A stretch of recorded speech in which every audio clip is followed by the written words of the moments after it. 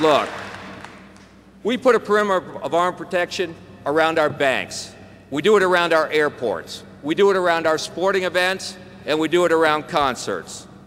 Politicians and celebrities and rock stars lavish themselves with armed bodyguards, and nobody says a word. So why do we deny the same level of protection for our children in our schools?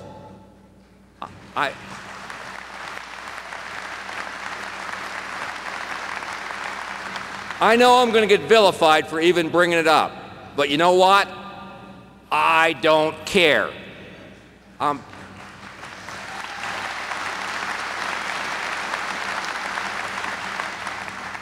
I, like you, am fed up that we as a nation seem willing to tolerate some number of students slaughtered each year as the price we gotta pay for the academic ruling class failure called gun-free zones.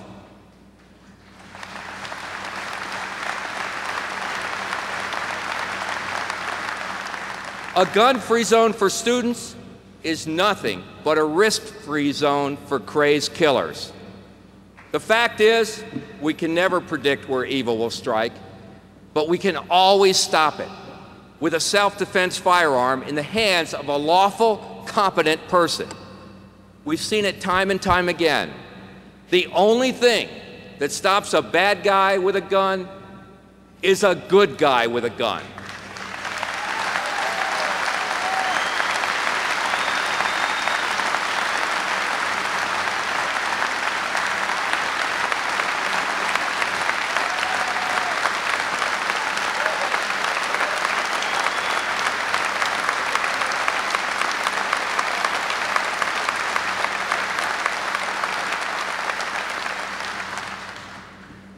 Instant responders are always better than first responders because instant responders can prevent tragedy that first responders can only clean up.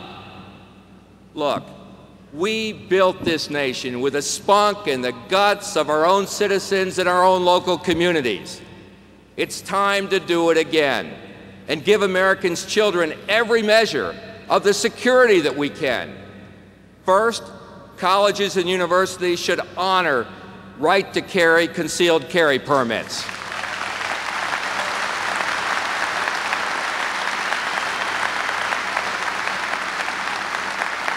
Let me be real clear about that. The NRA does not encourage firearms on a college campus or anywhere else, but we discourage prohibitions on a college campus that don't exist outside that campus. Any adult who has character and training for a right-to-carry permit doesn't lose those qualities by crossing the street. That's why everywhere right-to-carry is respected off campus, right-to-carry should be respected on campus.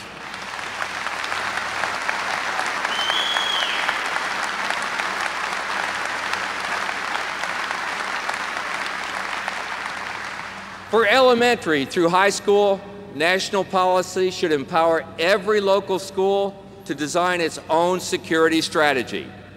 Think about the resources we have at our disposal.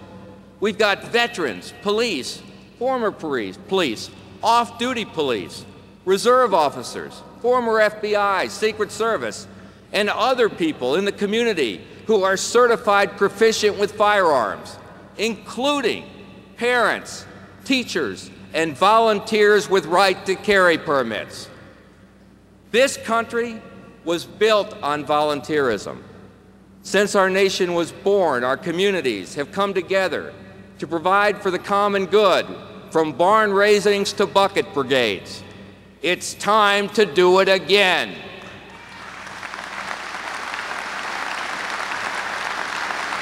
Armed intruders at our schools will be met with armed resistance. We will protect our children.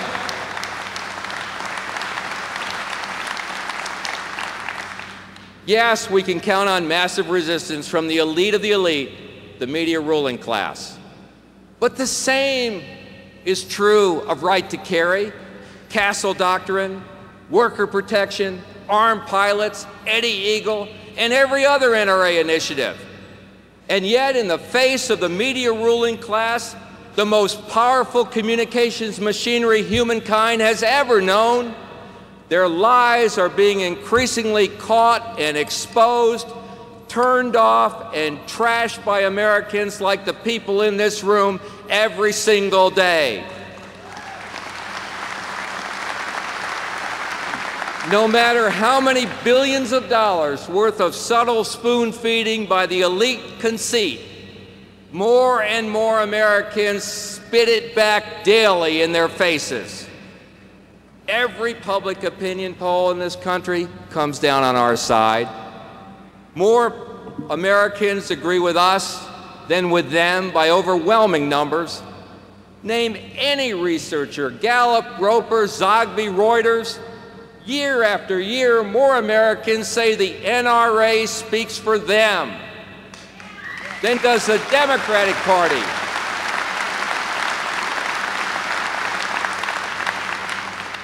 They say the NRA speaks for them, more of them, than does the Democratic Party, the Republican Party, the U.S. Congress, or the New York Times. In other words, if you ask Americans who really gets it about our country, more Americans raise their hands for the NRA than for any other group.